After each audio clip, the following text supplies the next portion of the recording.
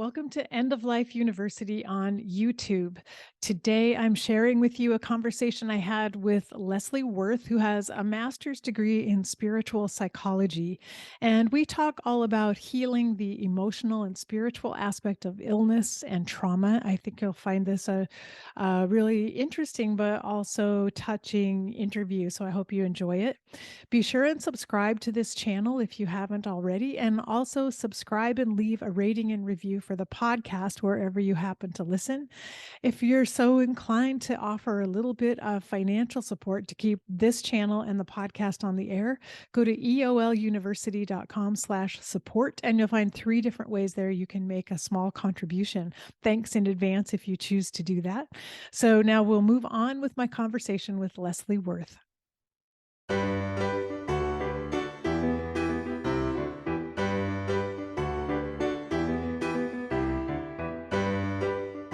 Today, I'm very happy to welcome my guest, Lesley Wirth. Lesley is an American-born poet and writer with a master's in spiritual psychology. She is the creator of Poetry for Healing and The Power of Your Intuition.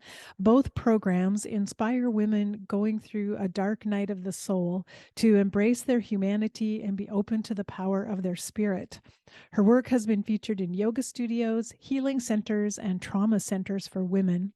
You can find out more at her website, lesleywirth.com, and that's LesleyWirth. Lesley, welcome. Thanks for joining me today. Thank you for having me, Karen. I'm so happy to be here. Yes, I'm very happy to talk with you today. And we have just a lot of interesting and kind of heartfelt topics to cover. But I wanted to start by having you just tell us a little bit more about your own story and how you ended up doing this work that you're doing. Absolutely, yeah. So you mentioned that I have a master's in spiritual psychology, and I received that degree before going through a pretty intense dark night of the soul. So things started to shift for me a little bit after that. I had all these tools in my belt and experiences of kind of what does healing look like. And there was this sense of understanding consciousness, understanding healing, the importance of a spiritual connection, how the mind body works together, how you really want to bring in the spiritual. There was all this theory, and I was able to apply it, but it only took me so far until I lost everything myself. And I realized that through my own health journey of, running around for a year, no doctor could help me. I was in and out of MRI machines. I gained like 40 pounds in a year for no reason. And my digestion was shutting down. I mean, it went on and on. At one point, I didn't know if my brain would ever work again. I couldn't get the right words out of my mouth. I was thinking one thing, saying another, and nobody could figure out what was wrong. And I was terrified. And at that point, I had to really get clear on how okay it was to be angry, sad, and in a lot of grief, whether or not the healers and the people helping me I was going to thought that was a good idea for me. A lot of people wanted to have me be positive, have me trust, have me let go of the anger that I felt my body was not doing what I wanted it to do, and that my life felt like it was slipping away. And I started to feel ashamed for how I authentically felt. And, when you have a spiritual psychology degree, there is a tendency within that field, as beautiful as it is, and it's actually so profound, but to kind of applaud the end result of being looking at things from a higher perspective, and a more difficult time applauding the person who's standing there bawling and saying, I'm not okay. Can somebody help? Or God help me? Or, Leslie, show up for yourself. You've got this. Or I'm not okay, whatever it is. And I started to realize I had to be that for myself, and that I had to not think less of myself for what I was going through and thinking and feeling. And I started to pull away from the circle I was in that in many ways was beautiful, but to just dive as deep as I could and work directly with my body, work directly with, I use the word God. And to me, that's just the state of light, power, and love. So, whatever that means for people, directly. And I started to write and sing and pray and chant for like hours every night for months. And I started to let the anger out and go through these things. And it was a journey of I started to dream. I got on my knees one night and I basically did what I call demand prayer. And I just said, you have to help me tonight. Like, I've been doing all the right things for how long, and show up.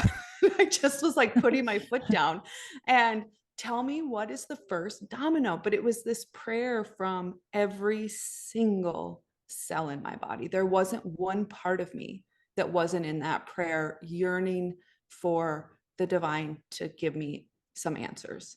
And that night I had a dream of Christ, which for me at that point was a really clear representation of the divine masculine, because I also had a teacher in India, and she wasn't who came through in that dream.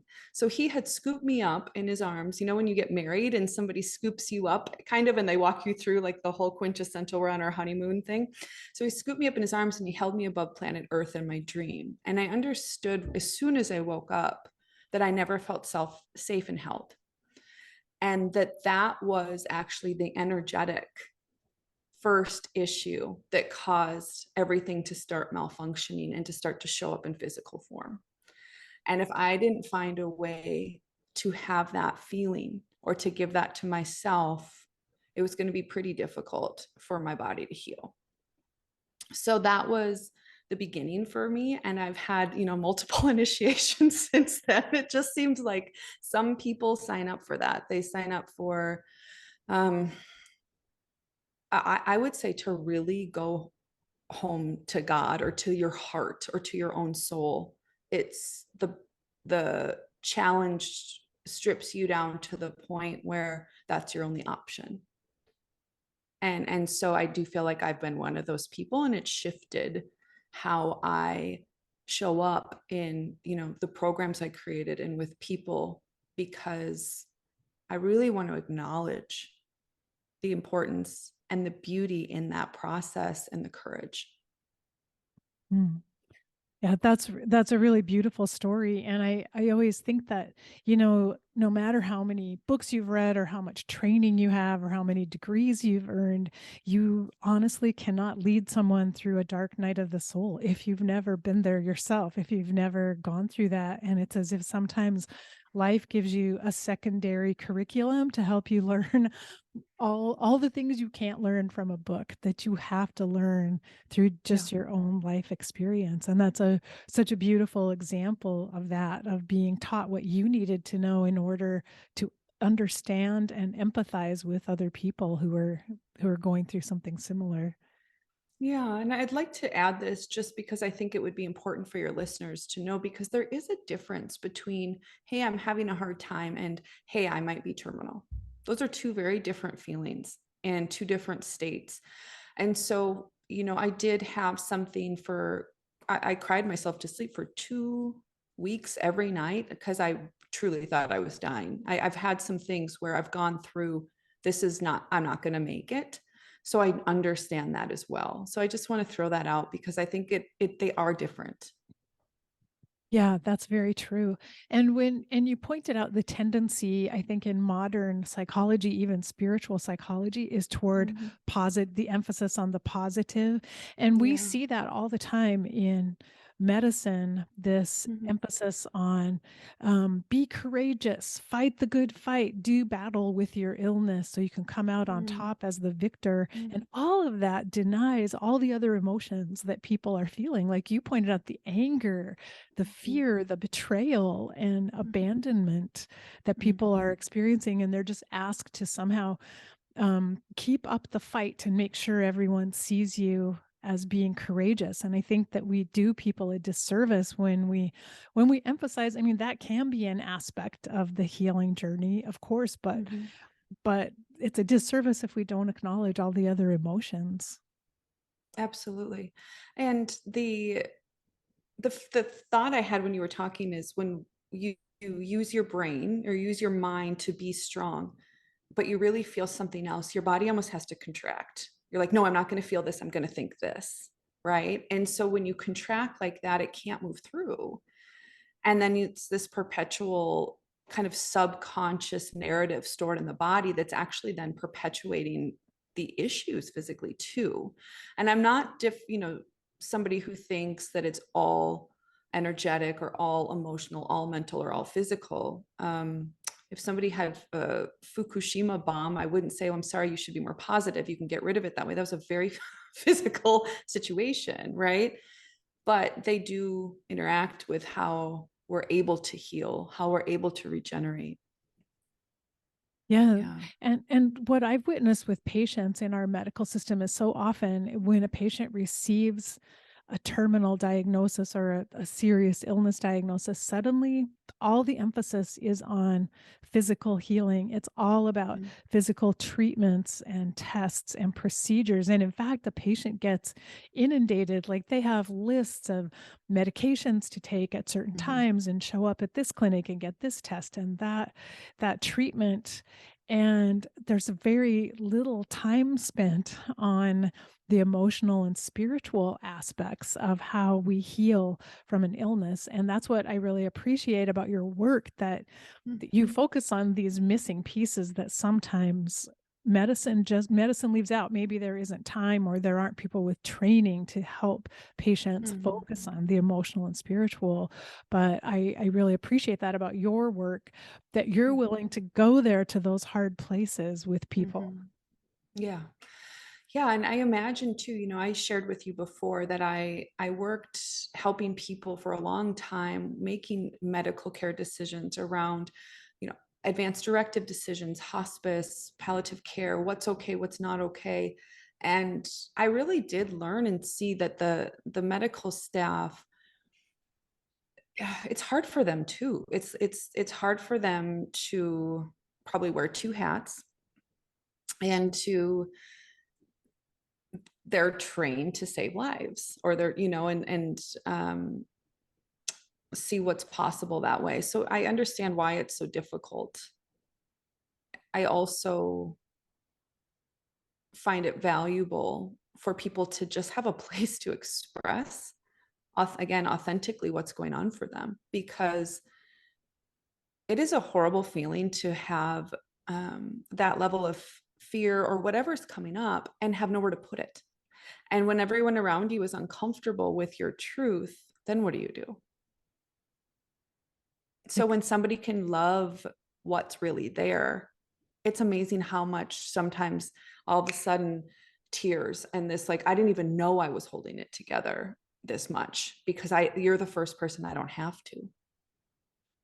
Yeah, it's so interesting. Like doctors all the time say the reason they don't want to address end of life issues with patients or even talk about hospice is because it might take away hope. And in their Mhm. minds, hope is the only thing keeping the patient going. But I see it sometimes as a false hope. And in a way, um, hope might be a facade that we end up having to put on because there's no room. No one accepts the fact that maybe I'm not hopeful, maybe I'm just afraid and I'm angry, and it's not acceptable. But being hopeful is acceptable, so people end up Mhm. kind of being pushed in that direction. Yeah. And that's such a really beautiful point that almost subconsciously we've made these agreements of what emotions are okay and what aren't, and we're following the rules inside of ourselves, not giving ourselves what we need necessarily. And also that it's possible to hold two truths that don't seem that they should go together at the same time. Like we can have so much anger and also have hope that it can change, right? Like it doesn't have to be one or the other. And most people are running multiple tracks at the same time. Hmm. Yeah, that's such a good point, and really beautiful to emphasize. We don't need to take away anyone's hope. It's actually No. fine to carry that, but to just make space for and acknowledge the other emotions that are present. Yeah. Yeah. I really think that it's a very up and down journey. And and that there can be, for some people, even more laughter, more joy, because all of a sudden what matters in life is present for them, front and center. And it's really, like you said, more just about, hey, it's okay if you've got these other things going on. And actually, the more you work through them, the lighter you become. Like that's the beautiful gift, because they're not all stuck. Yeah, so true. So very true. And you were mentioning before we started recording that you prefer now being in this space with people who are working through difficult and challenging things because it's so real. Mm-hmm. Yeah, the background, I lived in Southern California for 20 years. I was in LA, San Francisco, then back down to San Diego. And so that has its own level of collective energy around it, maybe, where there tends to be, and it's, of course, it's not everyone, but as a collective, there's more of an emphasis on how you're perceived, how you look, and these things that maybe I'm going to find where I am right now in the Midwest. And so there's that element of it, but then within that there's a lot of coaches and healers and different things happening that are running through that collective as well, where people are patted on the back for getting to the other side of something, instead of patted on the back for being real as they go through what they're going through. And you mentioned the word courage, and to me that is the courage, that is the courageous part, is being with what is true for you in the moment. And if you can express that, you're a lot more courageous than the person maybe who doesn't want to get up in front of the room and say, this is how I feel, because we think we're going to be rejected for it sometimes. And so it's easier, if that makes sense. It's a simpler truth where we can sit heart to heart and be together, or sit in a room with others who are being honest with whatever that is. Like, again, it doesn't nix the beauty and the light and the joy. I've had some grief mentors in my life where I can say they're the funniest people I know. And all they do is help people with their grief. And we will cry, laugh, swear, talk about God all in one 15-minute session. Like, it's just, they're just so authentic, and it's really refreshing. I was just going to use that word. It sounds so Yeah. refreshing to just be Yeah. able to be and to allow whatever is inside of you to come to the surface and to just be with it and be Mm-hmm. comfortable, but to also feel seen and heard by the person you're with.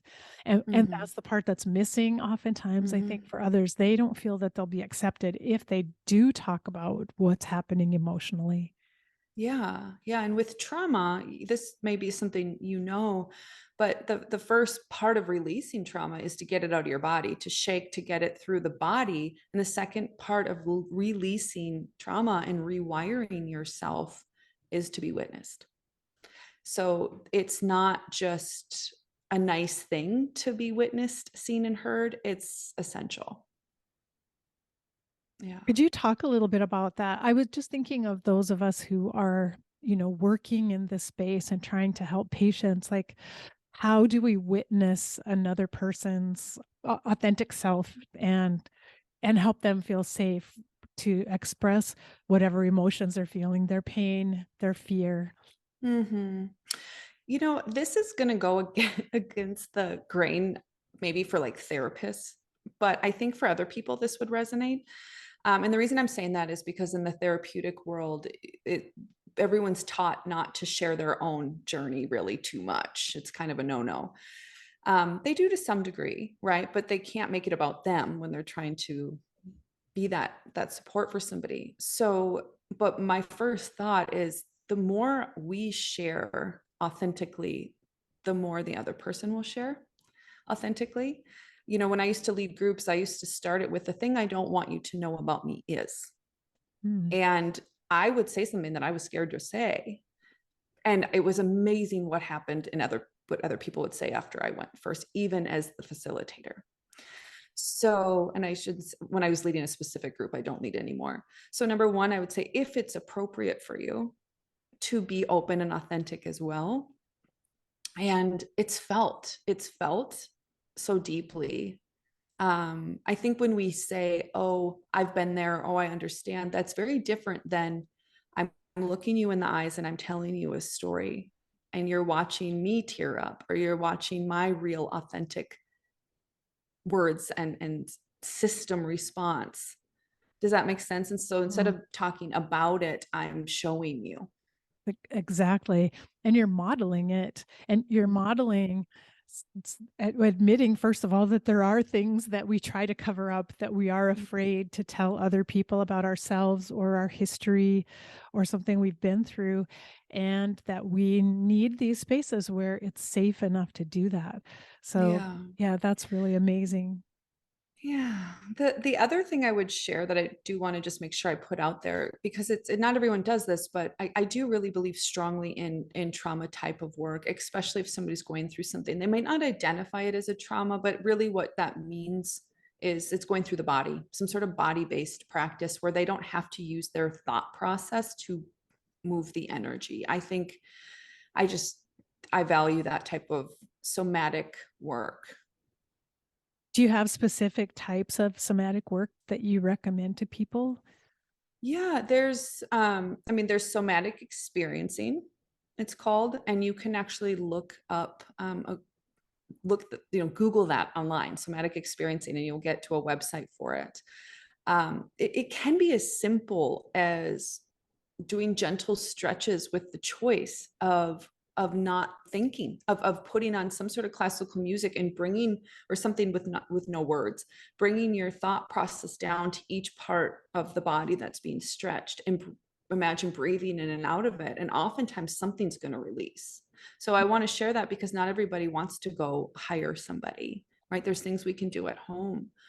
um, there's like EMDR and brain spotting, all of these things that work with the brain. But I think that there's just such incredible value of going through the body, dancing. If you can put on music and dance. This is going to sound funny too, but when my energy is really locked up, one of the things I do is I will go into go sorry, it's kind of ridiculous.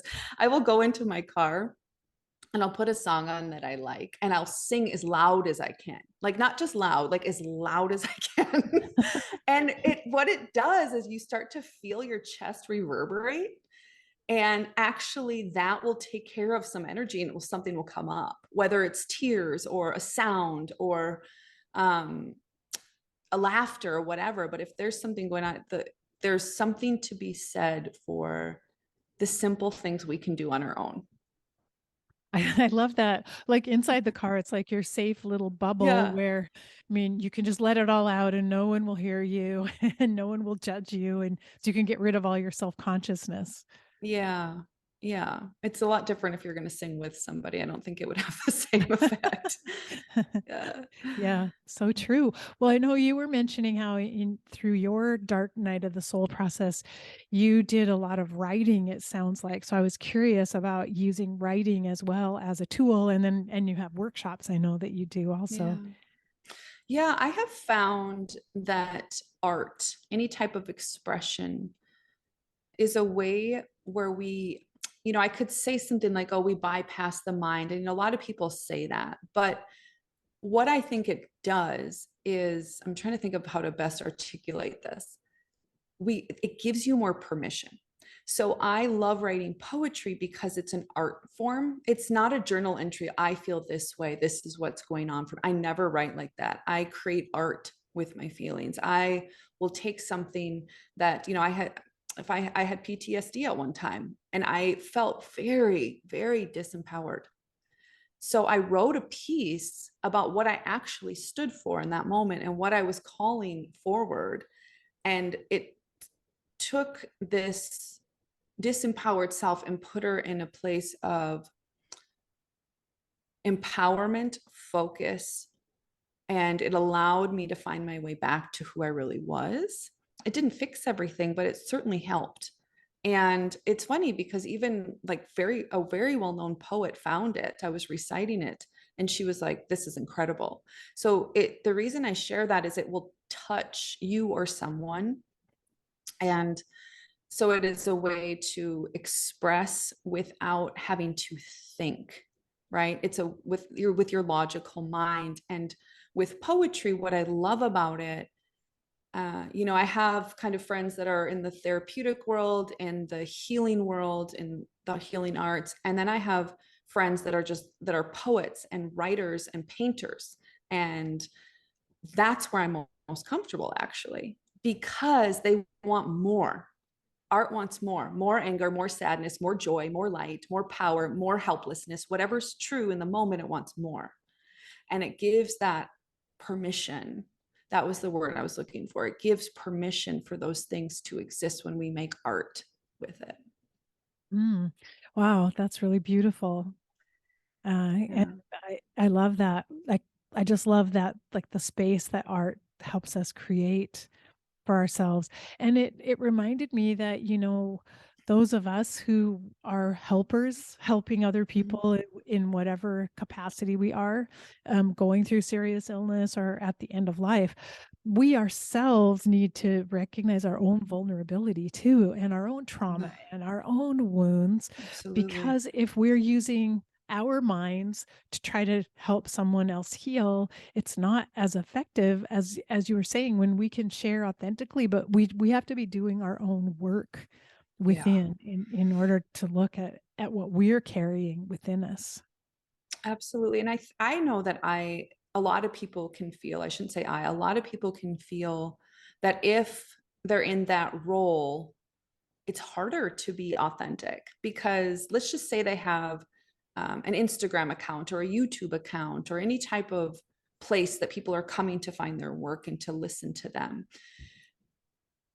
They don't necessarily correlate, if I show my stuff in this raw way, that's going to attract business. It seems like it's going to push it away.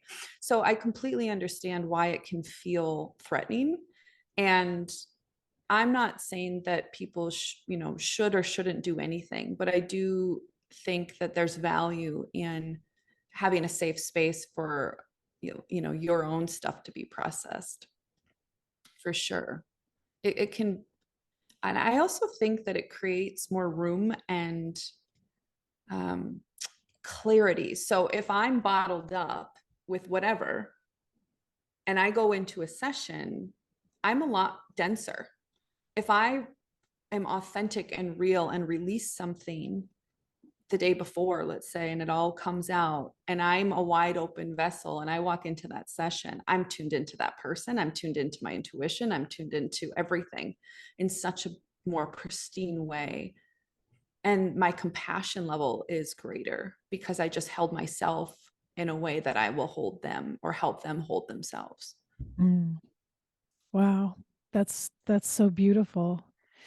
And so I was curious about like the workshops that you lead, poetry for Yeah. healing. Like, what does that consist of, and how do you help other people kind of tap into their their inner world and their own artistic selves?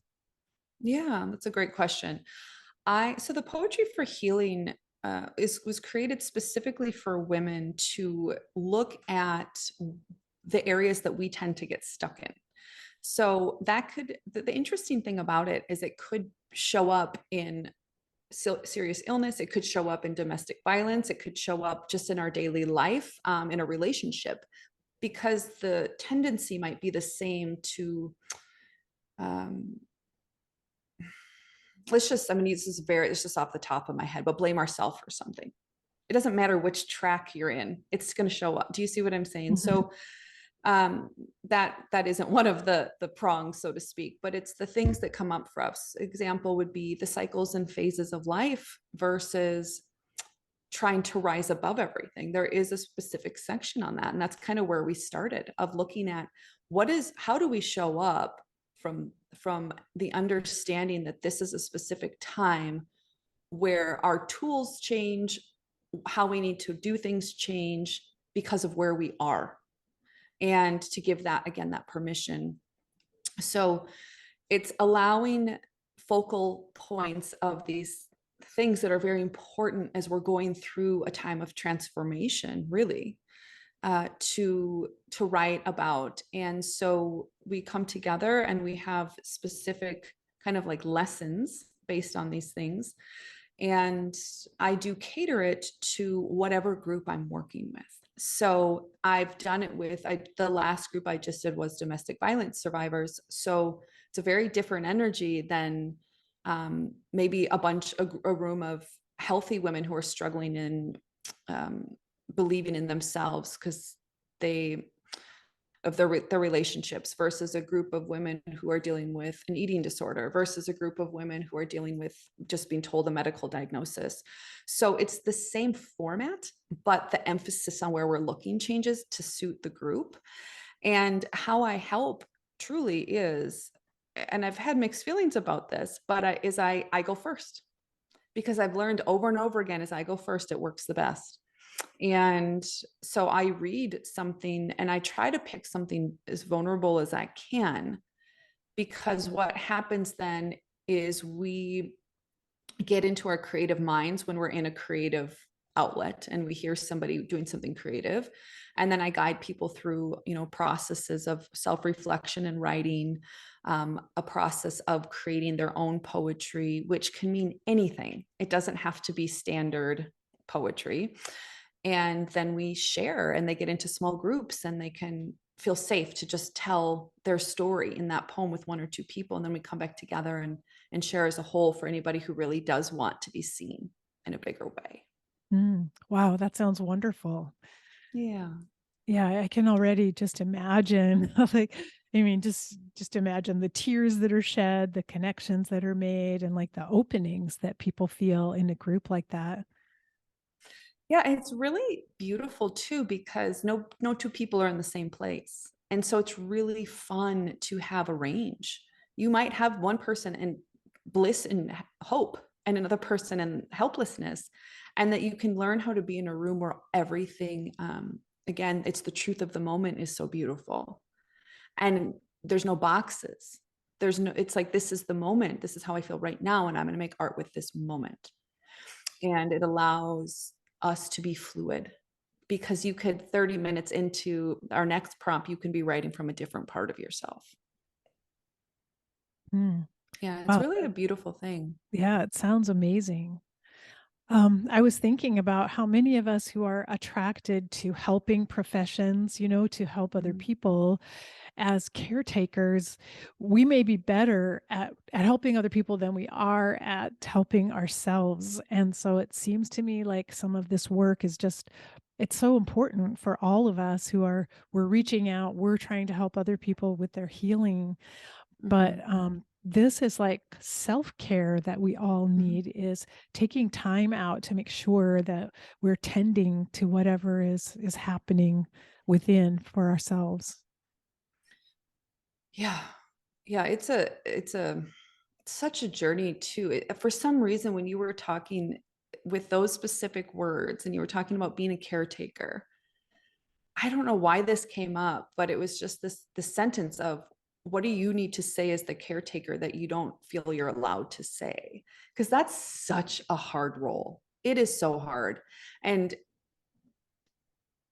people again get applauded for sacrificing and caretaking. And it's not that they shouldn't have that. It's again, we're whole beings. So part of us probably wants, we wouldn't choose anything different. Of course we want to help our family member. We would never pick anything different. It's very genuine. But that doesn't mean that there's not a place inside that's angry about something, that feels maybe, well, what about me? Or, and it doesn't take a, that's again, that's conversation, it doesn't take away from your genuine love and desire to help. It's these unspoken parts that create the problems in us. It's not the spoken parts. It's not the applauded parts. And so that's why I like to focus over here, for anybody watching, I've got my left hand up, because without those parts released, it creates tension, it creates repetitive thoughts, it creates depression, anxiety, and And shame for it, people. yeah, yeah, exactly. And it does make sense that some of us um become helpers of other people, maybe so we don't have to look at ourselves. I mean, maybe, I mean, that might be all of our energies going out toward Yeah. others, because there is something within that we don't really want to face, that maybe shame and maybe something else, pain that we're carrying. And so it just seems like this is essential for all of us to be learning about tools like this and figuring out how we can use them for ourselves and teach them to other people or help other people in these situations. Yeah. Yeah. Writing's so easily accessible for everyone. Everyone can buy a notepad and a pen, right? And it's so readily available. You don't have to go anywhere. It doesn't cost anything. And that's something, and there's so many flavors. And everyone can do it in their own flavor. So that's what I really love about it too. Yes, yes, I like that. I know you also talk about helping people utilize their intuition, maybe even get more in touch with their intuition. And I think that's something that affects people with serious illness because they get, pushed into a place of fear. And once again, all the Mhm. emphasis is on the physical body that may be very hard for them to even be aware of their own intuition or to even be able to feel the part of them that's trying to guide them into making best decisions. So they may have a tendency to just listen to whatever this expert is telling them to do Yeah. instead of hearing and listening within to what their own guidance tells them might be best.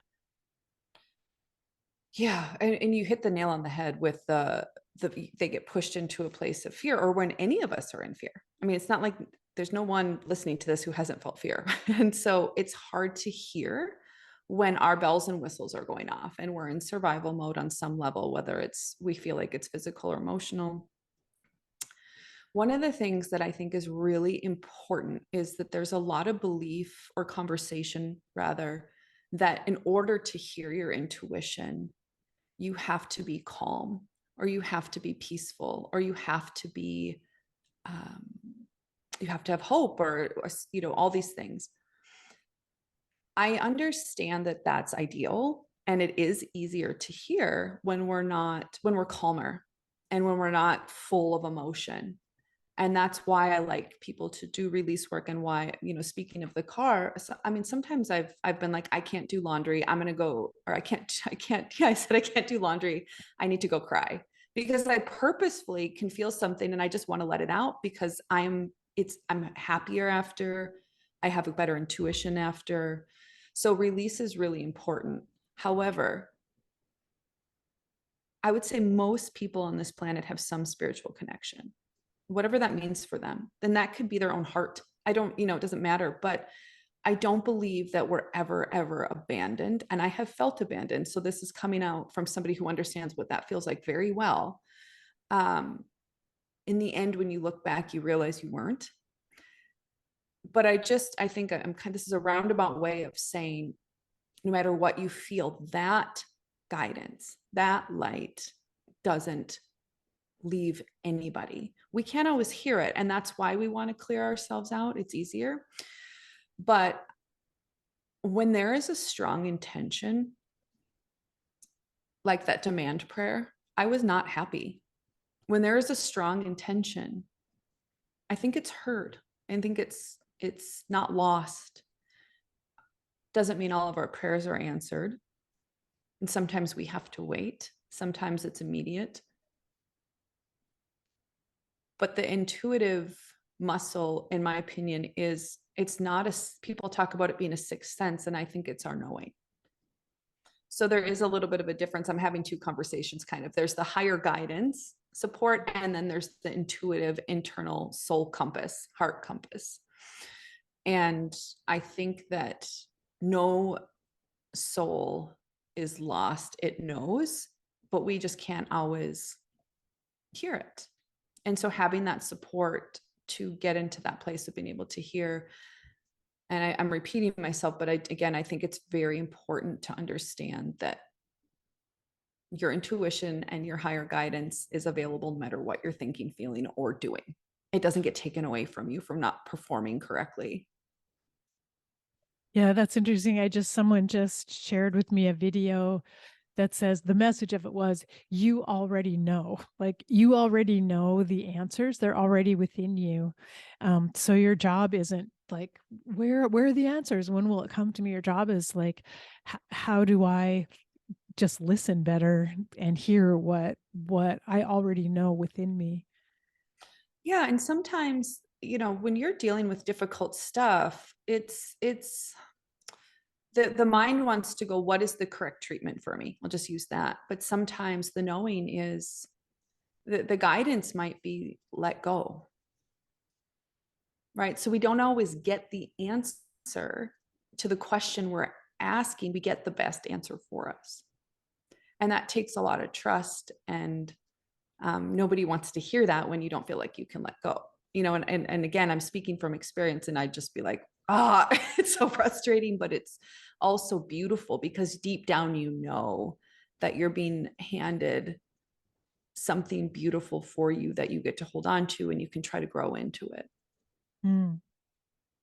Yeah, I like that, the emphasis on letting go, because oftentimes, I don't know, my daughter talked about this idea of, like, if you're floating down a river and you grab a hold of a branch on the shore and you're desperately holding on, trying to not go with the flow of your life, you're going to exhaust yourself and Mm-hmm. get beat up by the water coming over you. But if you can just let go, you can relax and you can float more and see what comes, because the problem is you don't know what lies ahead. You're only imagining what lies ahead, and once you let go, then y- you can relax more and let the flow take you and carry you. Yeah. Yeah. And I think that there's certain kind of states of being that really help people with their intuition as well. Would you be open to me sharing that? Just Sure. okay. Yeah. So it's a way of being in the world in a way. And one is to remain humble, because we can't receive guidance if we think we have the answer all the time from a mental personality self place. Even as somebody who's extremely highly intuitive myself, every moment that I check in, I am releasing my own self to listen, if that makes sense. Knowing I hear things I'd love to hear and I hear things I don't want to hear. But the only way I'm going to get the best guidance is if I get out of the way. And I have to be a humble recipient of the intuitive hits to Mm. really get them, not probe for them, if that makes sense. And another would be to be a student of life. It's kind of the same energy, but anytime we get into a place of trying to master something, or we think of ourselves as a master, we can't be open and receptive and learning. And again, the intuition is soul level guidance. My personality self is never going to trump that level of guidance. That is deep wisdom. And so if I am a student to it, it will teach me. So I approach it with reverence. And the last one slipped my head, but there's just these ways of showing up that really create space for it.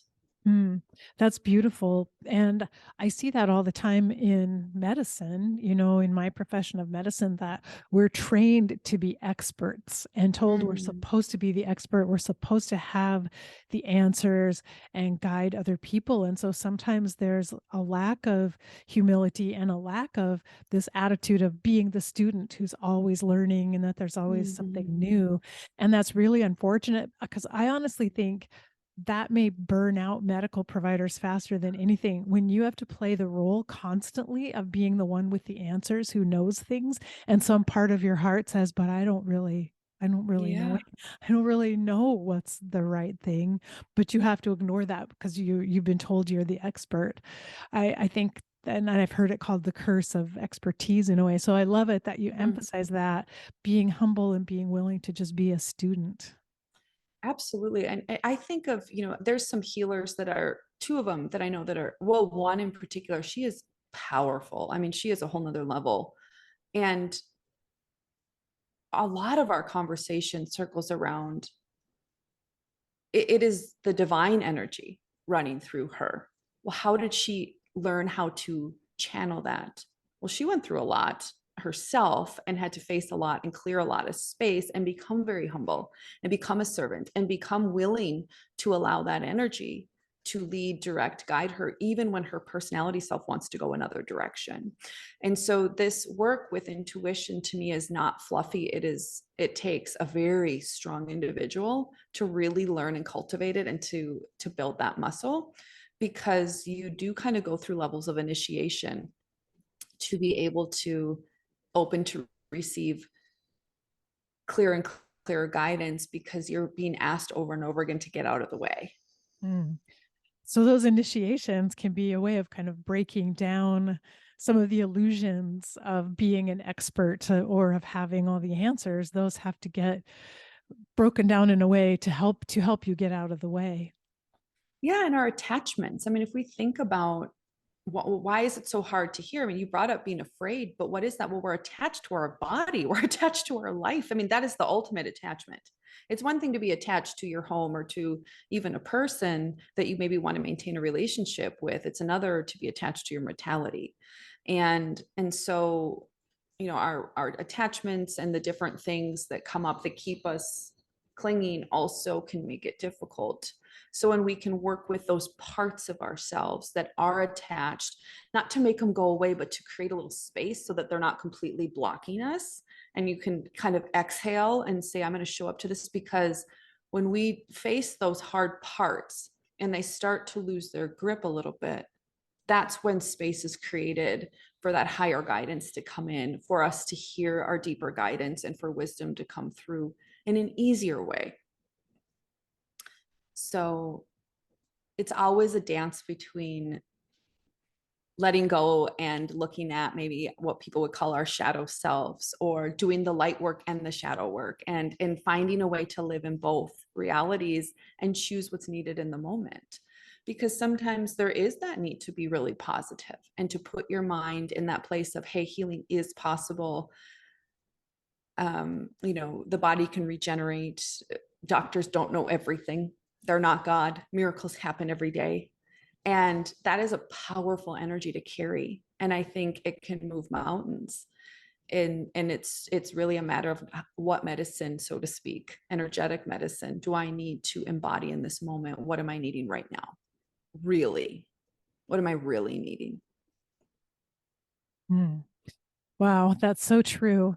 And Mm. I just picture for each one of us who would like to see ourselves as a vessel of healing for other people, that first we have to see how much we ourselves are in need of healing. We have to be willing to be in our own dark night, to be receiving our own initiations, and to be learning on this journey of our own in our own lives. And when we become that student and we're willing to sit and be present with whatever arises for us in our own lives, that's probably when we could be the most effective as someone to help other people. Yeah, and how much pressure, like you said, that doctors face of having to be in that expert role, and even therapists and healers. It any role creates tension, I think.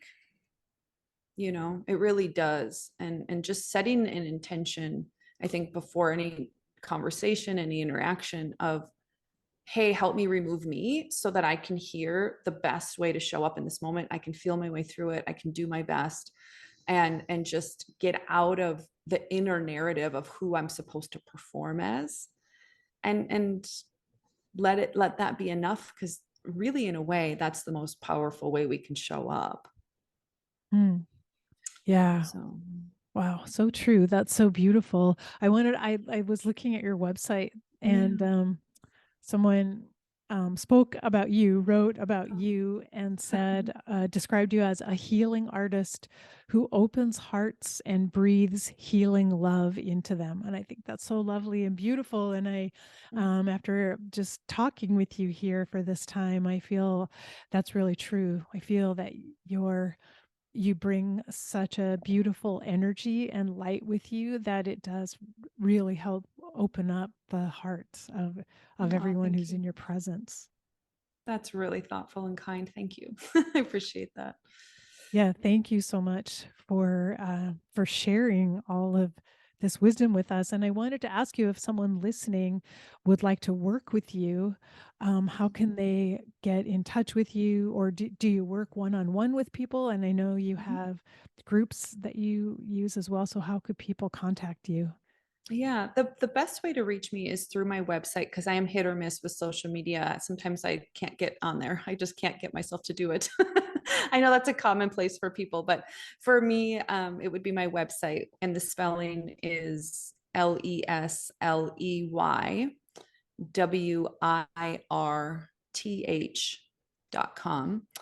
And there is a way to contact me there. And both of my programs, the Poetry for Healing is listed, and the Power of Your Intuition is a self-study course that's about to go live. Actually, I have my person working on it. We're a little behind. It's all done. It's just been sitting on the back end needing to get plugged into order, but that's a beautiful way of getting a sense of my energy too. You know, if somebody wants to get to know how I tick a little bit before maybe signing on for a one-on-one session, that's a great way to do it. So they can sign up there to be the receiver of when that goes live very shortly.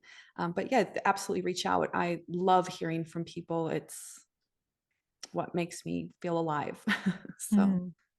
Well, that's beautiful. And I know we've been trying for a few months to get this interview mm, scheduled and done, but I believe the timing is probably perfect. And so, yeah, so I'm hopeful that putting this out there and sharing this information will be just what someone listening needs to hear and be helpful to them. And I know that's, I'm sure that you share in that wish yeah, as absolutely. It really does feel like the perfect time. There's no doubt in my mind. So yeah, I'm really happy to have been here. Thank you. You're so welcome. Thank you so much for having this conversation with me. And we will stay in touch, most definitely. Okay, good. I'm glad. I hope you enjoyed my conversation with Lesley Wirth. I really resonated with her talking about the importance of humility and being a student when we are trying to heal ourselves so that we can be healers for other people. So I hope you got something really useful and helpful and inspiring out of this interview. Thanks for joining me once again, and I'll be back next week with another interview. Until then, remember to face your fear, be ready for whatever life brings you next, and love each and every moment of your precious life. Bye bye.